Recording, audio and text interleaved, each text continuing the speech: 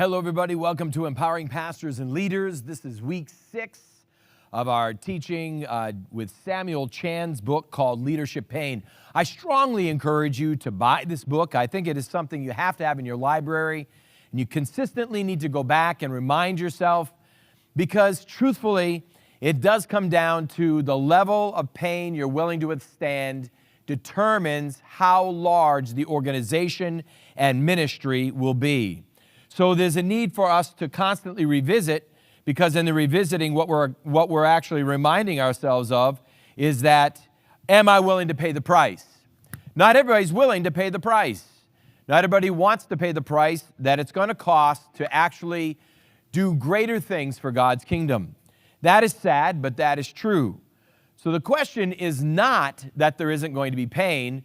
The question is, are you willing to pay the price of the pain?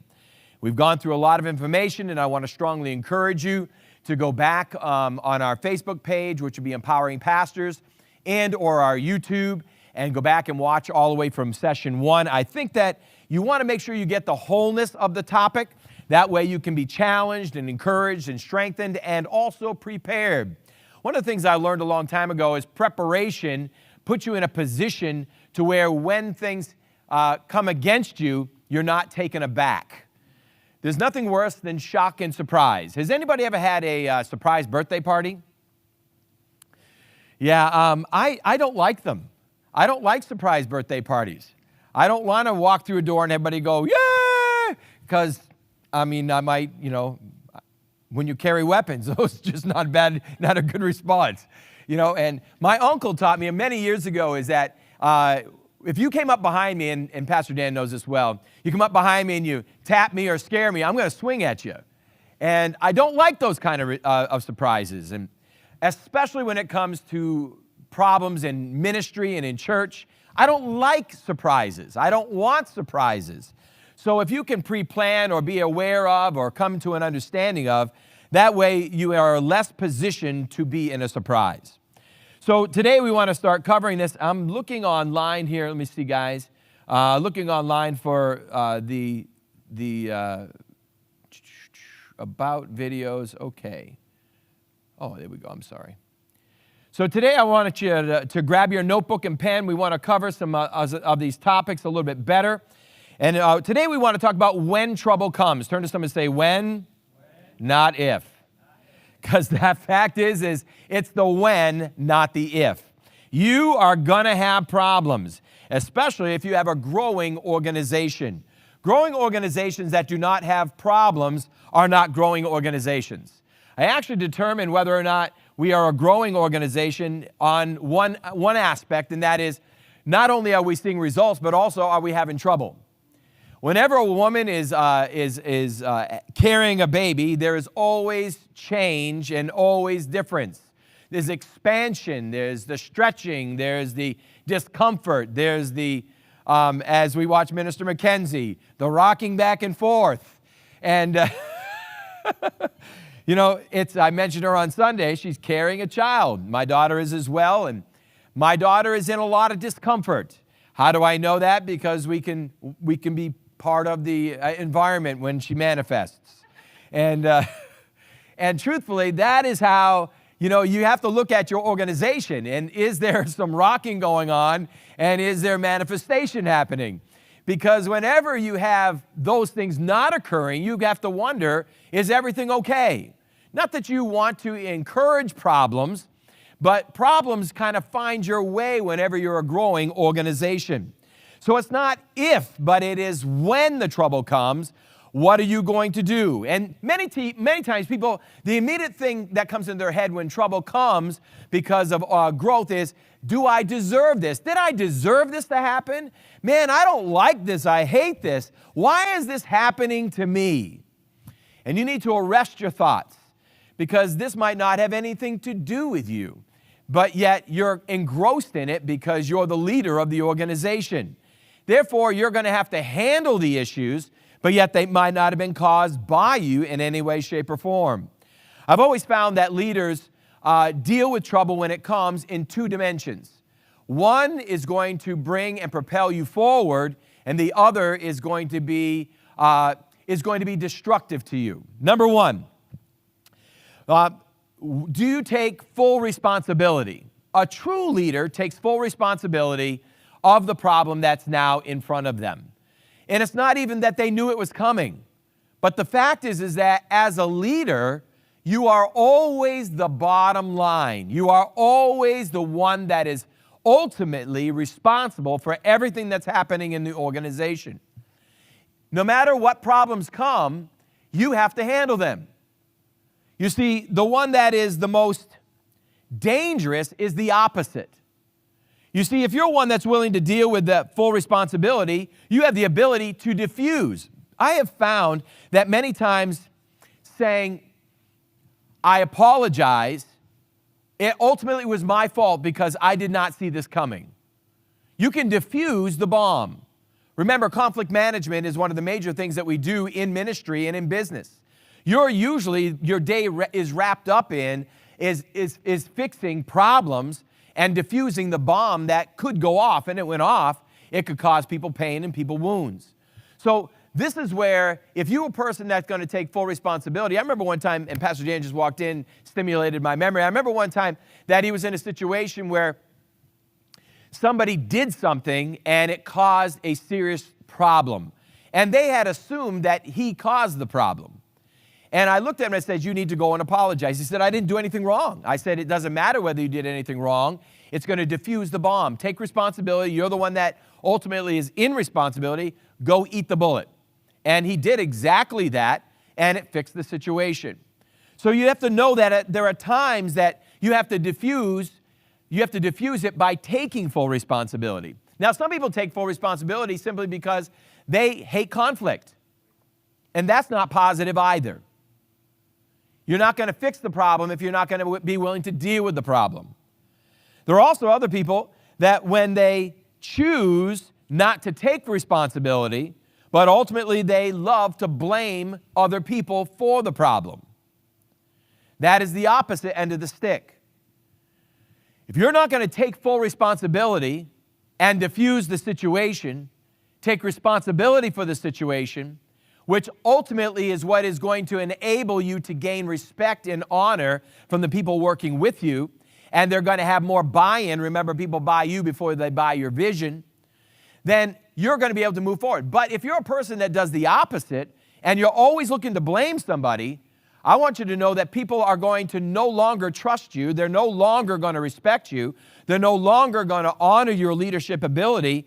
And therefore, ultimately, what you've done is you think you've diffused the situation by blaming so-and-so 3 tiers down for not doing their job. Well, the ultimate problem is if you did your job, they should be able to do their job. You've got to be willing to take responsibility for the problems that are in your ministry or in your department. Now, my question to you is, which one are you? Do you take full responsibility, or are you one that simply tries to blame other people? I remember when I was younger in the ministry, and we were in a church scenario, and somebody said, why is your church small? And I said, because we live in a small area. So what I did was I blamed the area for the size of our church. Well, I realized a long time ago, it doesn't matter the size of your area. If you have a large enough draw, they'll come from other areas to come to your area. We've had people travel as far as 2 hours every single Sunday to come to His Tabernacle Family Church. And before we launched the campus in Mansfield, I think we had 8 to 12 people coming every Sunday, if not more, traveling over an hour to come to church. See, so no matter what, you cannot allow excuses, and you cannot blame other people or blame scenarios or blame situations. You have to be willing to take responsibility, because there's always an answer and always a cure. So when trouble comes, you have to be able to handle it properly. You've got to be able to head on deal with it. Because if you can't deal with it, then you're not going to fix it. And if you don't fix it, you might be able to submerge it for a while, but it's not that it's not still incubating. It is going to rise, and it is going to birth. And when it births, it's going to burst. And when it bursts, it's going to cause a mess. Far much larger mess than it would be if you were willing to deal with it and take responsibility for it. Now, there's a process that we all have to learn, and it's called root cause analysis. We've got to be able to identify the source of the problem. Now, a lot of us, and I call it the dandelion theory. I believe that I created this theory. Not sure if I did. I think I've been teaching it so long, I'm not sure if I got it from somewhere or just made it up myself. But I think it was one time I was in a counseling session with a husband and wife that were having serious issues, and they were all telling me all the things they hated about their spouse. And I said, but what's really the issue? So let's talk about it. So we're now mowing our lawns. So if you go out into your lawn, and if you saw a few weeks ago, the front lawn here at the church was yellow. It was beautiful. I mean, dandelions popped up everywhere. And you know what? You can run out and you can mow those dandelions, but what's going to happen? They're coming back. And they never come back by themselves. They always seem to bring a buddy with them. So all of a sudden now you think you've killed it, and you haven't killed it. What have you done? You just increased it. What do you got to do to kill a dandelion? You got to kill the root. Everybody, when you look at a dandelion, you're always looking at the yellow flower and the stalk. But that's not the problem. You will never, ever, ever, ever fix your dandelion problem if you just look at the flower and you look at the stalk. You'll always have to find the root problem. You have to go to the root to kill the flower and the stalk. But a lot of folks don't want to think far enough ahead to do that. Mainly what they do is they're always just focusing on the symptom, or they're focusing on the manifestation, but they're not focusing on the root cause. And without identifying the root cause, then you're constantly going to have the same problem, and then you're going to start blaming the lawn, you're going to start blaming the community, you're going to start blaming your wife, you're going to start blaming the dog, you're going to blame everything but really what the problem is. Until you take care of the root, you're never going to fix the issue. And that is something that is so important. We have got to plan to fix the root. So Sam Chan has a quote, and it says this: in business, the failure to ask and answer the hard questions, to address the root cause, can mean the difference between life and death. Now, as leaders, because we are human, everybody's human, correct?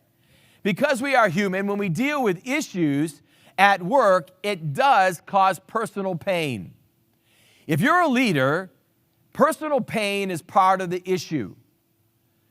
Now, when you have the issue of personal pain, then you have to address how to fix the pain or how to protect yourself against the pain that is going to be personalized, therefore taking it into your lifestyle and the entirety to where it could actually destroy you. I learned a long time ago is that I don't take church problems home. Why? Well, because there has to be a place of peace somewhere.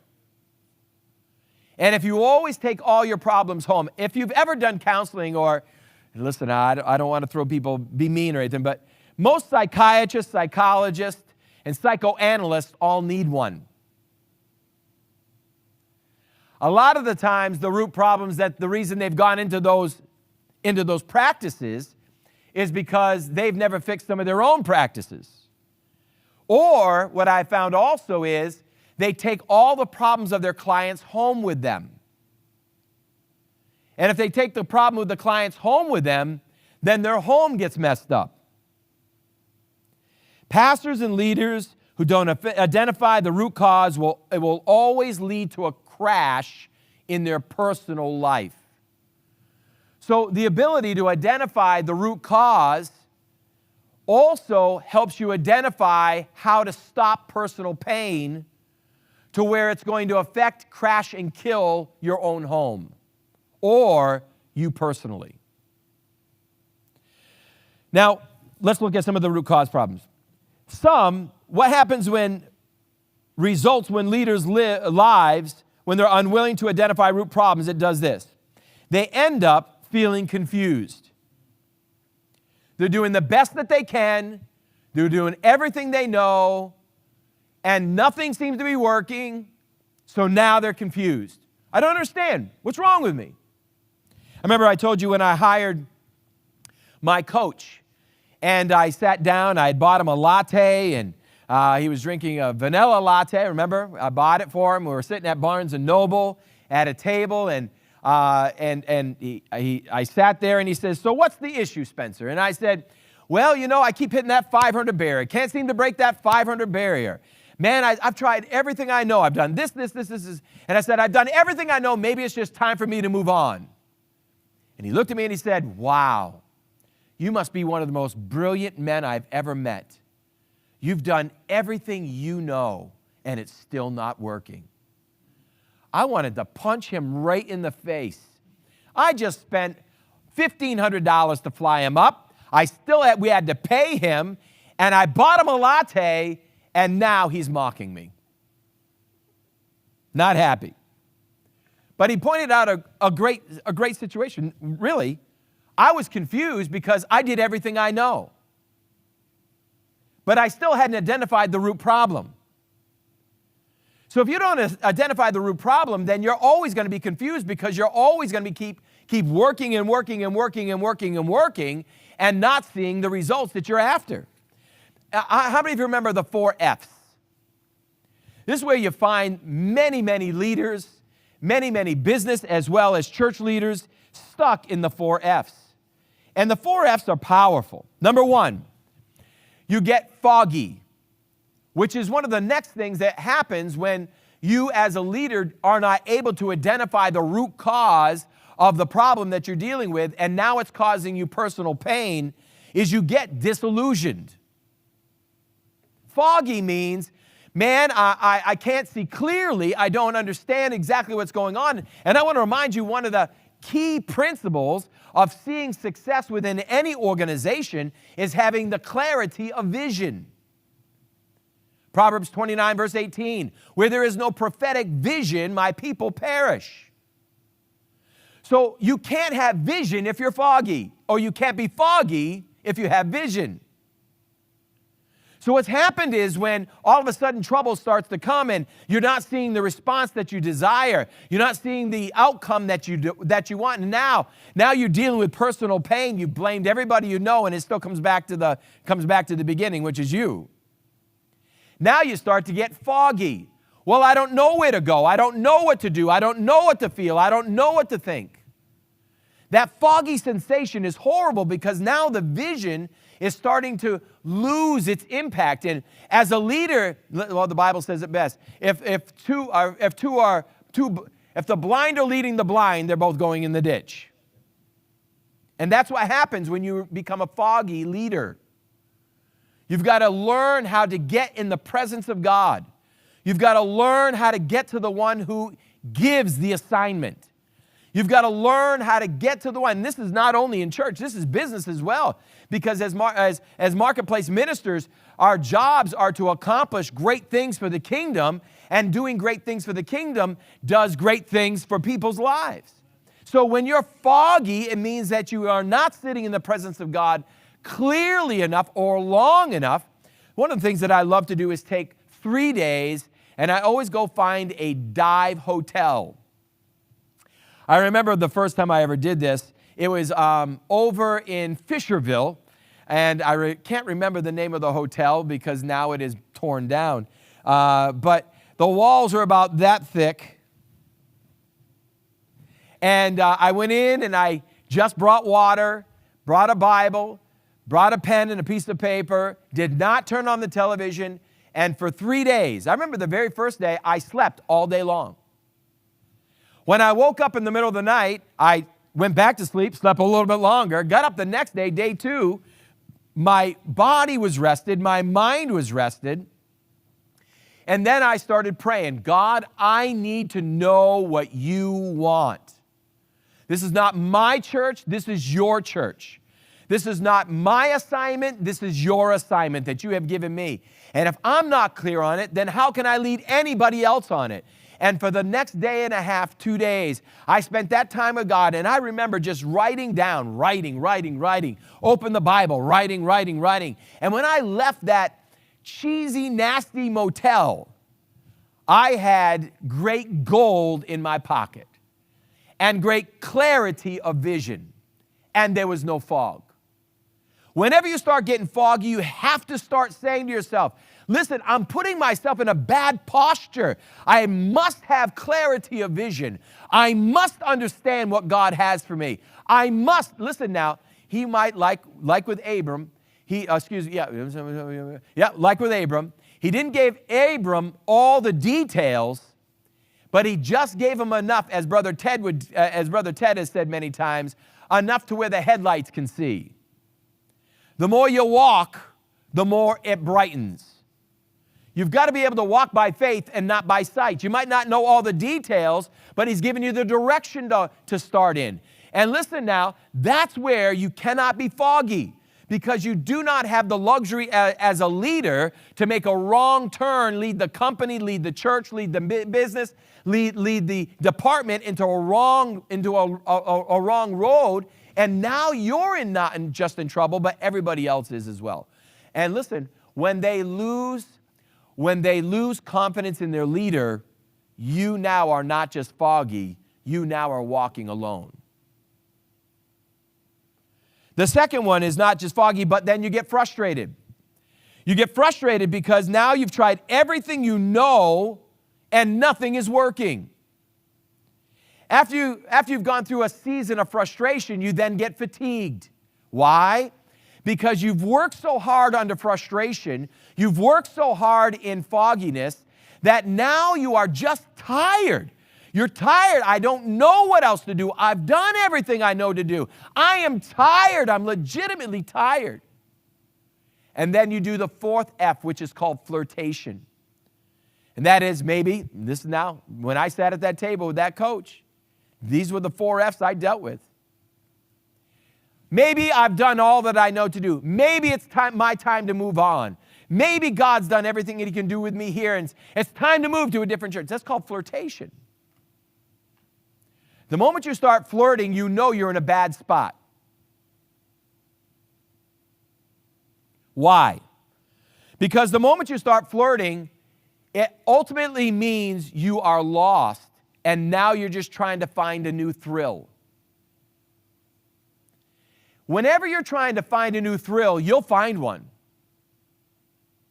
But if it's not in the vision, that flirtation will derail you, destroy you, implode you, destroy your family, destroy your company, destroy the people's confidence in you. And now you're not just lost, but they are too. The 4 F's: foggy, frustrated, fatigued, and flirtation. I want you to know too, when you're in this position and it's affecting you in a personal realm, that it's not just affecting you, it's affecting your family.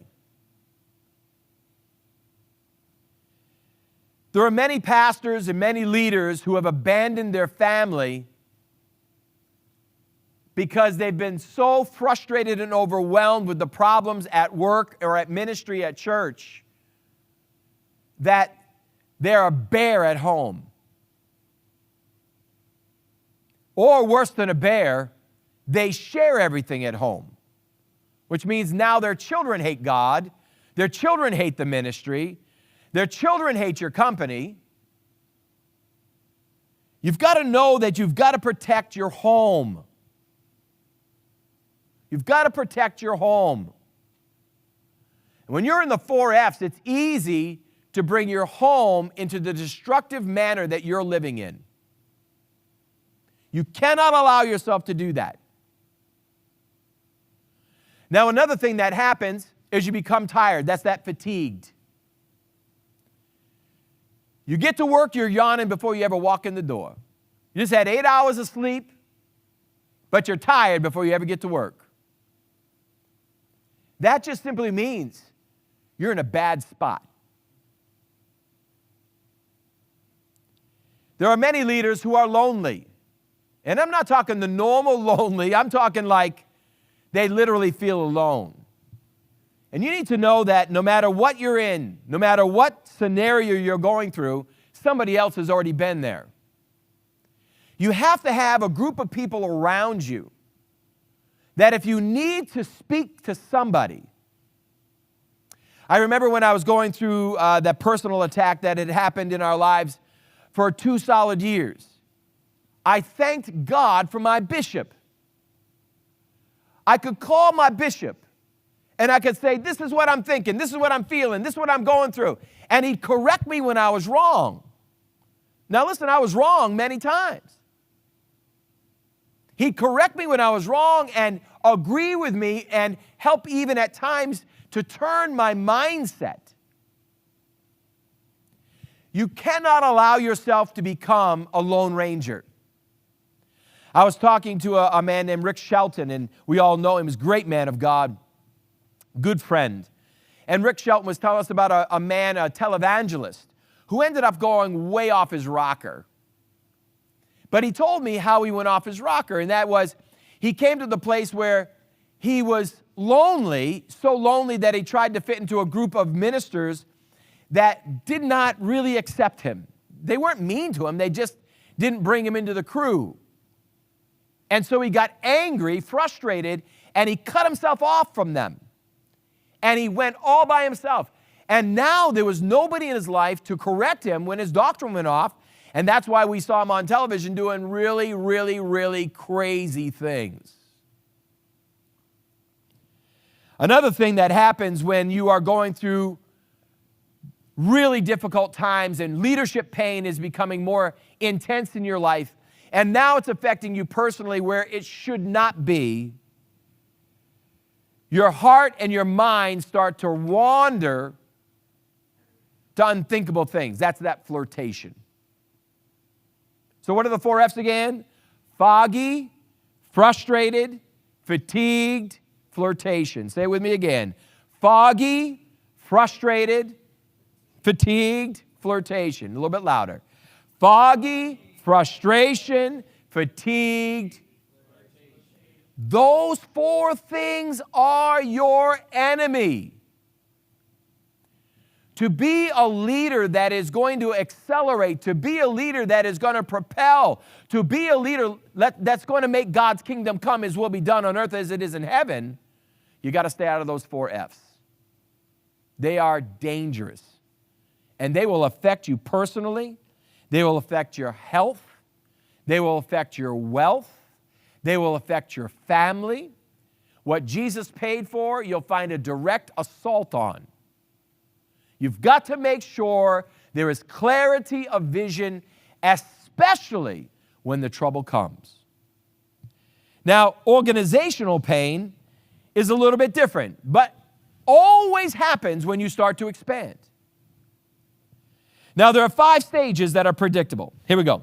The entrepreneurial stage. This is when you're first starting out. You know, you got the vision burning in your spirit, and you got the vision burning in your heart, and you start gathering a team.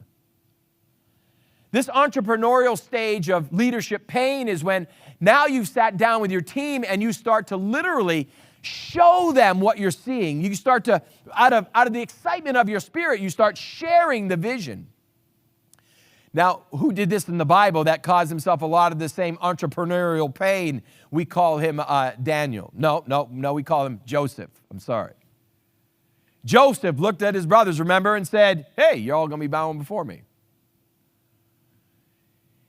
You must understand how much of the vision you can actually share with people. Especially in the entrepreneurial stage, there are levels of releasing of the vision that you have to be aware of, that you do not give too much, because in your leadership team are managers who do not deal good with that long-term stuff. They need to have the small, biteable, eatable, eat the elephant one bite at a time. So when you're sharing the vision in this entrepreneurial stage, you don't want to cause yourself the problem. Can I hear an amen or oh my? You are going to have pain no matter what in this stage, but you don't want to cause your own pain in this stage. So you share vision, but you share enough vision to where it will allow them to see future, but not so much at what you see that it would cause them fear.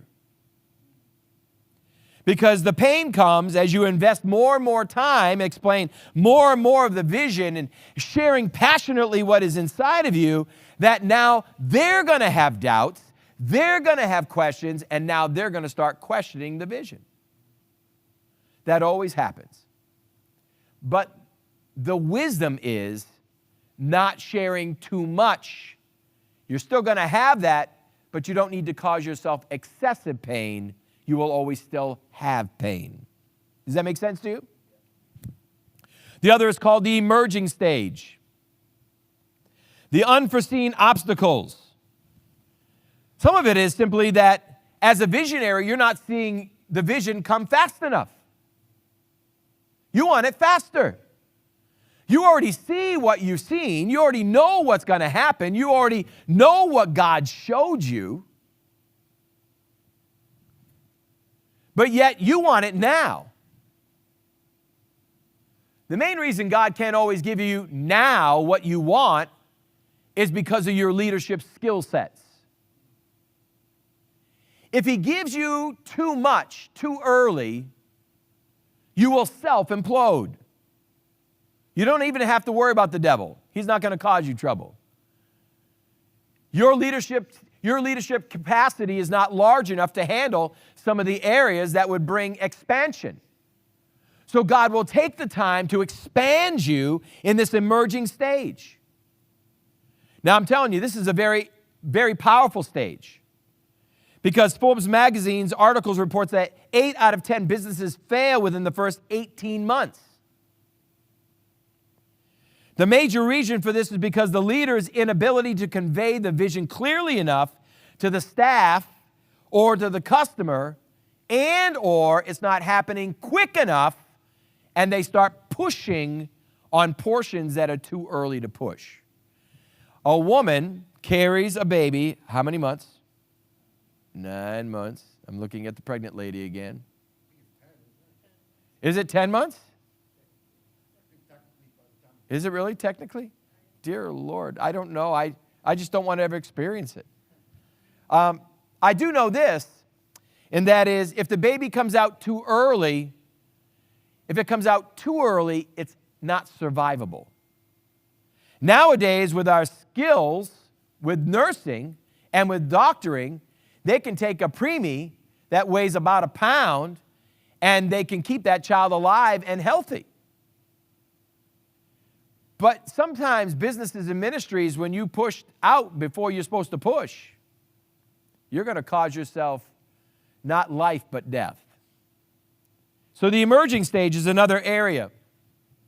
The next one is called the established stage.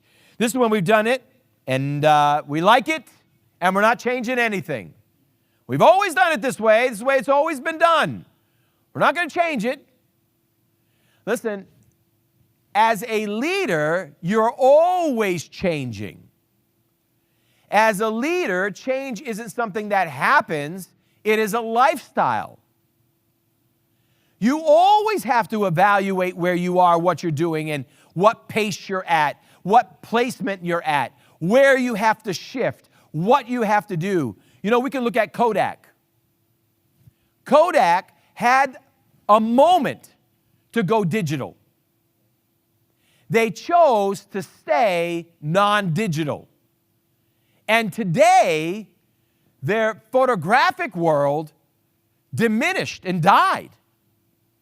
Did it have to? It didn't have to. But this is the way we've always done it. Film. No. Everything changed, but they were unwilling to change when it was time to change. And therefore, it cost them a major part of their company. Can't tell you how many churches I know. We do it this way. This is how we do it. But you know what? Things change. COVID changed. COVID changed the church. Going back to the way it always was is not the way it's always going to have to be. Now, personally, we still have a good amount of people online. And really, COVID did great things for the church in aspect. Financially, But beyond that, we reached an enormous amount of people during COVID.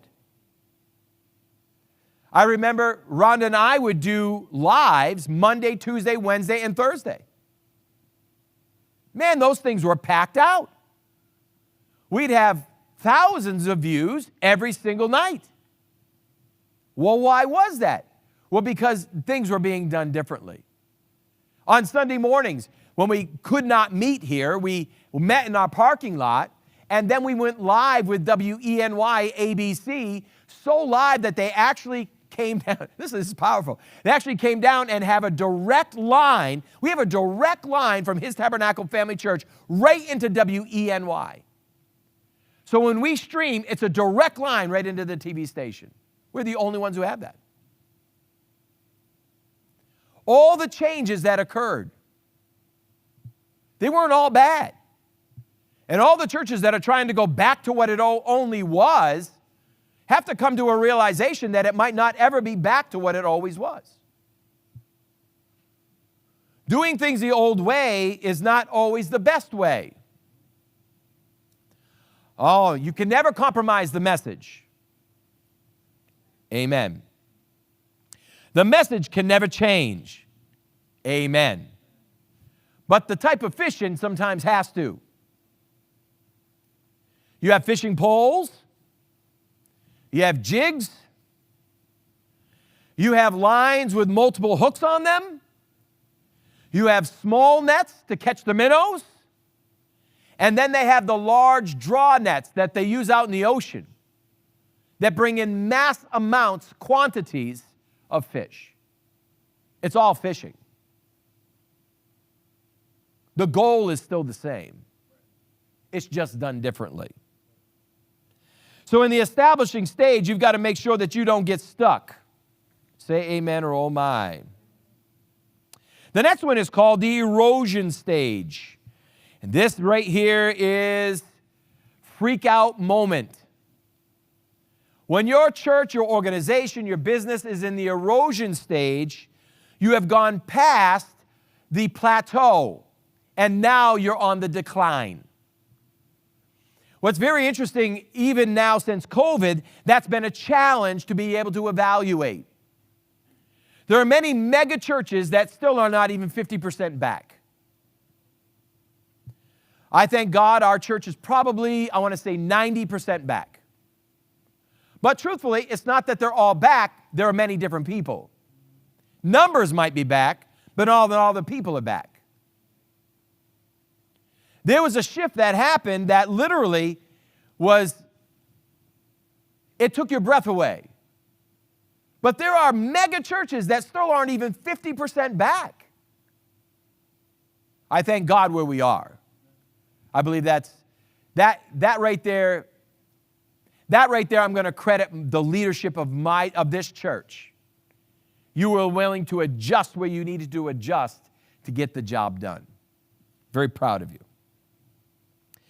When your church, your organization, your business is no longer growing, you are going to feel serious pain. The 4 F's are going to start running you down. You're going to need to go get a loan. The passion is gone. There's a great book, and I'm probably going to do some covering on it, and that is what is the name of that? The Autopsy of a Dying Church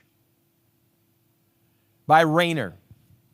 Wow, what a phenomenal book. And anybody that's in the erosion stage needs to go buy that book. If you're watching online right now, you need to buy the book before you get to the erosion stage.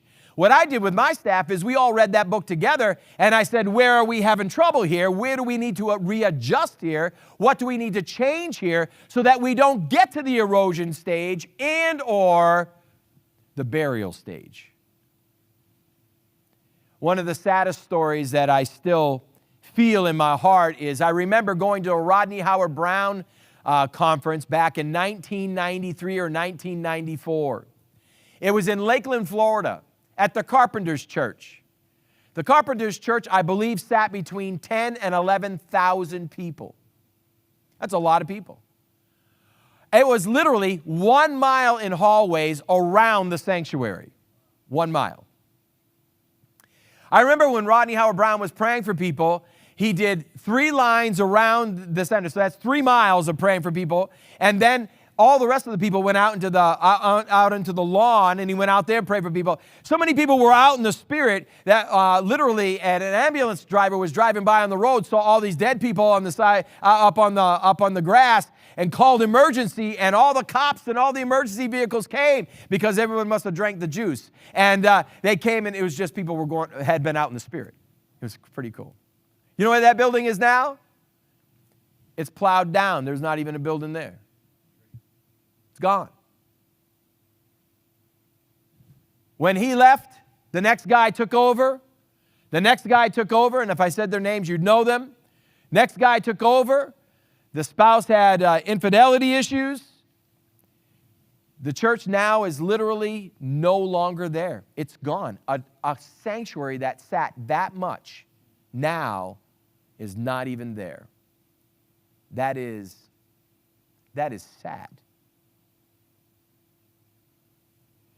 The next one is the enterprising stage. Leaders cannot afford to sit back and watch their organizations grow. They must be constantly evaluating, reinventing the product and the process. You can never change the product, but you have to be willing to change the process. Now, I noticed something yesterday as we were doing a parade. We did the Horseheads parade yesterday, and personally myself, I love doing the parades. We've been doing parades now for 25 years. We've been in these parades for 25 years. We've been at every festival for 25 years in our region. But I noticed a change yesterday that was concerning to me. And that was that the streets were almost bare. Where you used to have 10,000 people literally just in the town of Horseheads alone along the parade route, they'd be 5, 6 families deep in the parade, and you'd be throwing candy. You'd never get to the end of the thing with all the candy that we bought because we threw out so much candy and there was so many more people. Yesterday in the square, I'm watching the team literally take buckets of candy and pouring it at the feet of the children. Why? Because we had so much left over. Why? I don't think there was more than 4,000 people out at that parade. Things are changing. As a pastor, as a leader, you've got to consistently reinvent. You've got to consistently look at their processes and say, what do we got to do to change to reach more people? Remember, this is eternal. This is not natural. And even the marketplace ministers, it is eternal, not natural, because God has placed you in a position to gain funds, to be able to fund the kingdom of God, to be able to propel the kingdom forward with finances. So it's always about souls. You've got to be able to reinvent yourself. You've got to be able to look at your processes and be honest with yourself and say, listen now, before I get to the erosion stage, I've got to make sure that I am not living in the established stage to where I'm so stuck in what we used to do, I'm unwilling to change to get a different result. We all know the true meaning of insanity, doing the same thing all the time and expecting a different result. Truthfully, churches do that all the time. Right now, churches are closing like crazy. You know, just in our area, with one people group alone, the average church or the largest church in the area used to be 350, and now that church itself is 100 or less. And in that community right now, I'm not even exaggerating, the average church runs about 25 to 30 people. When you start looking at the Methodist Church, the only reason many of the Methodist churches are still open is because the conference doesn't want to get stuck with their building and have to do heating bills. We have 4 on the other side of Route 13 that are ready to close now. They don't have any more than 8 to 10 people in them, and they're all in their mid-70s and 80s. When His Tabernacle Family Church can go to Ithaca and become the largest Pentecostal church in less than 3 years, in a city between Cornell University, Ithaca College, and between Ithaca City itself, and never mind the surrounding areas. Just Cornell and Ithaca College is 40,000. 40,000 in the town, in the city of Ithaca alone, never mind the surrounding areas, and become the largest Pentecostal church? It means we have erosion. And the only way that happens is because the leaders are not doing their jobs. This falls on us. And even now, I personally, I'm probably one of the hardest people on myself, and I look at his tabernacle, and I thank God for the number we're at, but we were almost 800 on a solid basis every single Sunday morning. And we can blame COVID, but listen now, there's still many more souls out there that need Jesus. We can refill this place and I'm believing God, the next phase, I'm believing God for 2,500.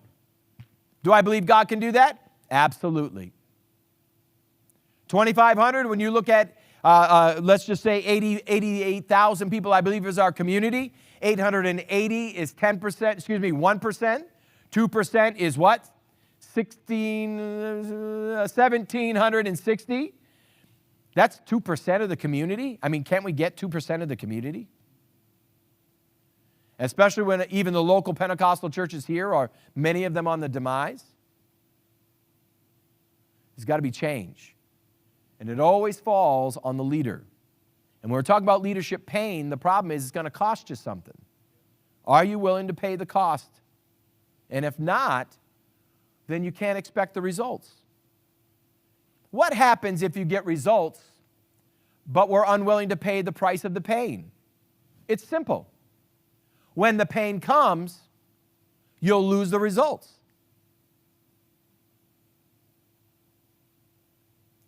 I've shared about the company called TCN. It was a phone card company that came out, oh my goodness, probably early 1995 and 96. They were selling phone cards and people could buy them, and it really undercut all these other companies. And it was just growing by leaps and bounds. And what happened was it grew too fast. And the company's infrastructure wasn't strong enough to handle it. And so what happened to that company, it did not explode, it imploded. It closed not because it didn't do good enough, it closed because it did too good, and the leadership was not ready for it. You've got to make decisions on how much pain you're willing to pay. And you want to start paying them. Because when God sees He can trust you with that level, He'll give you more. More means more souls. And so we've got to be willing to pay the price. Personal pain and organizational pain to see the result that heaven has for us. I say we're too small. I say we need another building. I say we need to take over the high schools and the elementary schools. I say it's time to have so many buses, we have to get a place downtown instead. Is this possible? Absolutely. Are we willing to pay the price of the pain to accomplish that? I don't know. That's not just up to me. That's up to us. And we've got to make decisions. What is a soul worth? How much pain are you willing to pay for one soul to go to heaven? That's the key. One soul. Jesus would have done it all for one. What are we willing to pay? What level of pain to see one soul saved? And that comes down to personal design, desire, and passion. Is our life our own, or is our life Christ's? Christ paid the ultimate pain. He who became sin for us, that's what He became. He never sinned, but He took it all on that we can be born again. And because of that, how many people know Jesus as their personal Savior? There's always a seed, and the seed is your willingness to pay the price of pain, which might even be time, effort, personal desire. I've surrendered a lot of personal desire to get where we are. I've given up a lot of things to be where we are. It's cost me and my family a lot to be where we are as a church. And don't you ever think that people personally don't have to pay the price to get the organization where it needs to go. Somebody always has to be willing to pay the price. But are you willing to pay the price? Personal pain. Stay out of the 4 F's. I'll end it one more time. Foggy, frustrated, fatigued, and flirtation. If you find yourself one of those categories, you need to make sure that you get clarity of vision, get alone with God, and hear from heaven. Thank you very much for watching today. We appreciate you taking the time. I pray that today challenged you. Again, you should get the book, Leadership Pain by Samuel Chand. I know it will constantly challenge your life to be able to expand what God has for you. He already has it, but are you willing to grow into who God has called you to be? Have a great day and serve Jesus with all your heart.